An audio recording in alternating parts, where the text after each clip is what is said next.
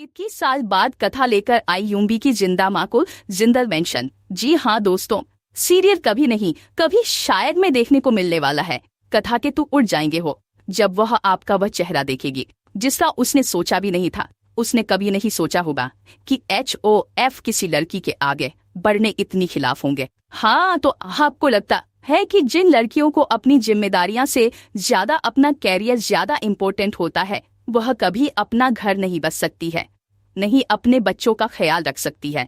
और इसीलिए आज और उसे टी स्टॉल न लगाने के लिए कहते हैं और कहते हैं कि तुम्हारा कैरियर, तुम्हारी आजादी बच्चों की परवाह से ज्यादा नहीं हो सकती। और गुस्से में HOF कुछ ऐसा कह जाते हैं जिसके बाद सबके होश उड़ जाते हैं, खासकर यूपी के, क्योंकि वह यह कह जाते हैं कि 21 साल पहले आपकी माँ ने भी वही गलती की थी। कथा, जो तुम आज कर रही हो उसे भी अपनी आजादी, अपना काम, अपने बच्चों से ज्यादा प्यार था। और ऐसी औरतों से मुझे सख्त नफरत है। वही देखने को मिलने वाला है कि कथा से मार्केट में टकराती है यूपी की जिंदा माँ, जो अपने बच्चों से और अपने करियर से दूर होने की वजह से अपनी याददाश्त खो चुकी, और लोग उसे पागल ही कहते हैं। उसके मुंह पर कीचड़ फेंक देते हैं और तथा उसे संभालती है, उसकी फीस साफ करती है और उसका फेस देखे उड़ जाते हैं तथा के होश, क्योंकि उसने कभी की मॉम के फोटो पर हाथ चढ़ा दिया था और उसे याद आता है कि यह तो महाराज की माँ है, यह जिंदा है। जिसके बाद उसकी होश उड़ जाते हैं। कथा यहाँ पर यूवी मॉम को कुछ भी याद नहीं है। वह सिर्फ और सिर्फ अपनी यूही की बचपन की तस्वीर को गले लगाए घूम रही है और तथा से कहती है कि क्या आपने कोई बच्चा देखा है, छोटा बच्चा। तथा कहते कि मैं आपकी बच्ची को मिलवाऊंगी। उसकी आंखों में आंसू होते हैं और यहाँ पर जैसे ही यूवी की मॉम को लगता है कि कथा उसके बच्चे से मिलवा सकती है, तो वह उसका हाथ पकड़ कहती कि चलो मेरी यूवी के साथ पास लेकर चलो, मेरे छोटे महाराज के पास लेकर चलो। और यह सुनकर तथा के होश उड़ जाते कि कथा भी यूवी को महाराज जी ही रहती है।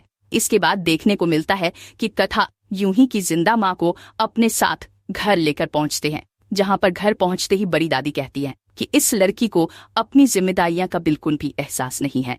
बजी निया, आज तो आपने खुद ने भी कि आपकी भूख कितनी जिम्मेदार है। रात के 8 बज रहे हैं और अभी घर में किसी चीज का कुछ पता नहीं है।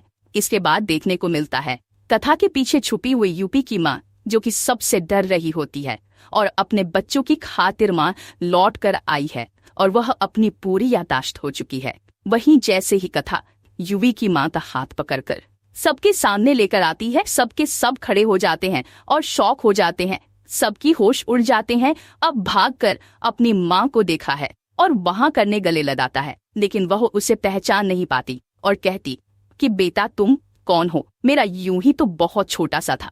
और यह सुनकर यूवी की आंखों में आंसू, और कहता है, उसे बताती है कि शादी किसी को पहचान नहीं पा रही है, अपनी याददाश्त खो चुकी है, क्योंकि इन्होंने आपको खो दिया था और आपसे दूर होने की वजह से शायद यह आपको ढूंढते हुए यहाँ कभी पहुँच नहीं पाई। और उसकी यह हालत DOHA पर बढ़ता और कहता कि आज मेरी माँ की हालत के JCB की मॉम को दहलीज पार करके अंदर लाना चाहती है।